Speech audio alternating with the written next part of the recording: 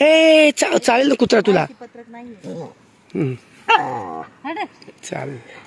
ए मार नको ते काय नाही काय कुत्रा.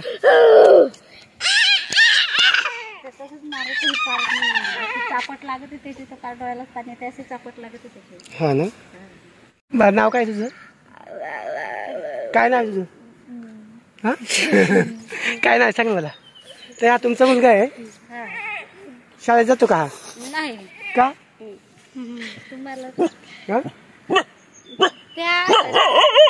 त्याला विचारत म्हणजे लय असं डोक्यामध्ये येड्यासारखं आहे.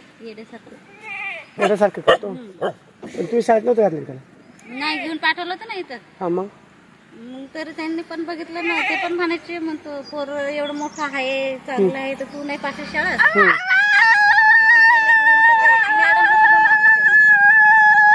मॅडमांना मारलं. बरं मग मी त्याला सांभाळतो चालेल का.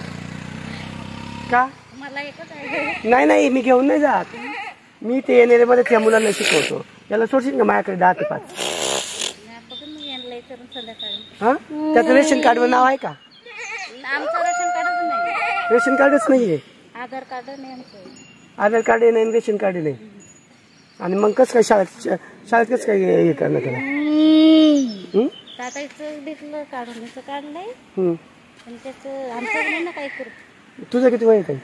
माझ्या अंदाजात नाही. नाही मला सांगता. तू किती शिकलेली. मी 2री पर्यंत शिकले. तिने आलो इकडून बापाने लावलं असंच कामावर मग परत नाही गेले कधी. चालतं मग मी याला शिकवलं चालेल का. तुझ्याकडेच राहू दे फक्त मी त्याला शिकवलं चालेल का. बघू मग आणलं संध्याकाळी. हा मग मला नंबर देऊ का. मोबाईल आहे का तुझ्याकडे. नाही मोबाईल नंबर नाही मला सांगता. बरं बाळा तू कितवीला आहे. कुठल्या शाळेत जाते. काल्याच्या शाळेमध्ये जाते. बरं तुला येते का वाचता. मग लिहिता येते का तुला. लिहिता येते का. मग माझा नंबर सांगू का लिहून घेते का. बरं तुला ऐकताय मी ना तुला हे बघ मी ह्या मुलांसाठीच काम करतो. तर मी तुला माझा नंबर देतो पाहिजे तर किंवा मी कुठे राहतो ते सांगतो. एकदा तुझ्या याच्या वडिलांना घेऊन ये माझ्याकडे. हा मग आपण शिकवू त्याला. ताई माझं कार्ड नाहीये पण ही आमच्या मुलांनी बनवलेली अगरबत्ती आहे. त्याच्यावर इथे माझा नंबर लिहिलेला आहे. ही अगरबत्ती पण तुम्ही वापरा आणि याच्यावर माझा नंबर आहे. मला फोन करा मी नक्की मदत करेल. मी काही कामासाठी बाहेर निघालो होतो आणि हा एक छोटासा मुलगा मला इथे ओढ्यामध्ये खेळताना दिसला. आणि खरं तर लहान मुलं आपल्याला मोठ्या माणसाला पाहून धावतात पळतात किंवा लांब निघून जातात. पण हा मुलगा मात्र अगदी उड्या मारत खेळत माझ्याकडे आला आणि माझीच मस्करी करत होता. म्हणजे आणि त्याचे जे हातवारे आहेत किंवा त्याच्या चेहऱ्यावरचे हावभाव आहे ते पाहून माझ्या लक्षात आलं की हा एक दिव्यांग म्हणजेच बौद्धिक अक्षम मुलगा आहे.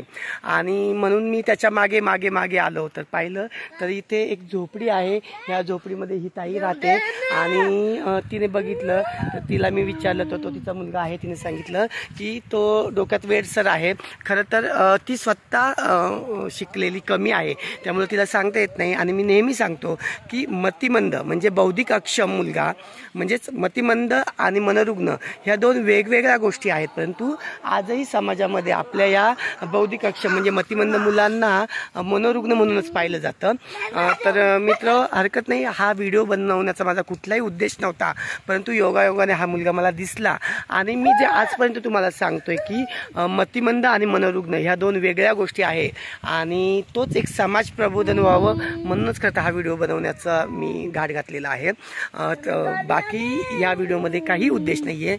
आणि आपलं जे दिव्यांग ध्यास आणि विकास हे यूट्यूब चॅनल आहे याचा उद्देशच हा आहे की नुसतं या मुलांना शिक्षण न देता समाजामध्ये या मुलांबद्दलची जनजागृती व्हावी. त्यांच्याबद्दलचा जो अवेअरनेस आहे त्यांच्याबद्दलच्या ज्या लोकांच्या चुकीच्या धारणा आहेत किंवा त्यांच्याबद्दलचे जे गैरसमज आहेत ते दूर व्हावे.